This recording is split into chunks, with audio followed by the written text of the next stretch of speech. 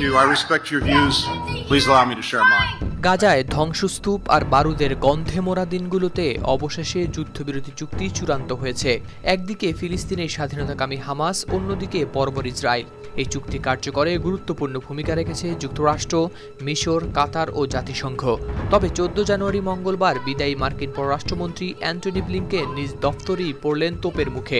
ফিলিস্তিনপন্থী বিক্ষোভকারীরা তার বক্তৃতায় বাধাগ্রস্ত করেন।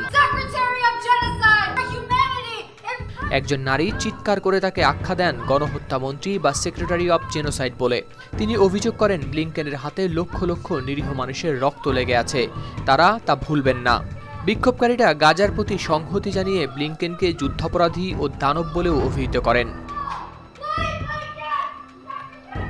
তবে বিক্ষোভের মুখেও ব্লিংকেন শান্ত ছিলেন। তিনি বলেন, আমি আপনাদের মতামতকে সম্মান করি, দয়া করে আমাকে কথা বলতে দিন।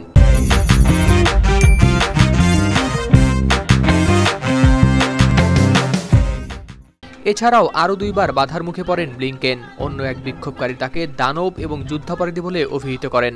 অবশ্য বক্তব্যে তিনি ইসরায়েলকেও সমালোচনা করেন।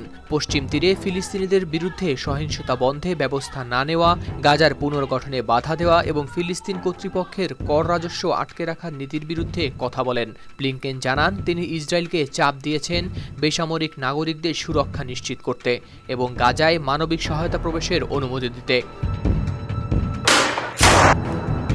অন্যদিকে 2023 সালের অক্টোবর থেকে ইসরায়েলি হামলায় গাজায় মারা গেছেন 46,000-এরও বেশি ফিলিস্তিনি। এমন সহিংসতায় বাইডেন প্রশাসনের সমর্থন বিশ্বব্যাপী সমালোচনার মুখে পড়েছে। হাওলাদার শামীম, RTV।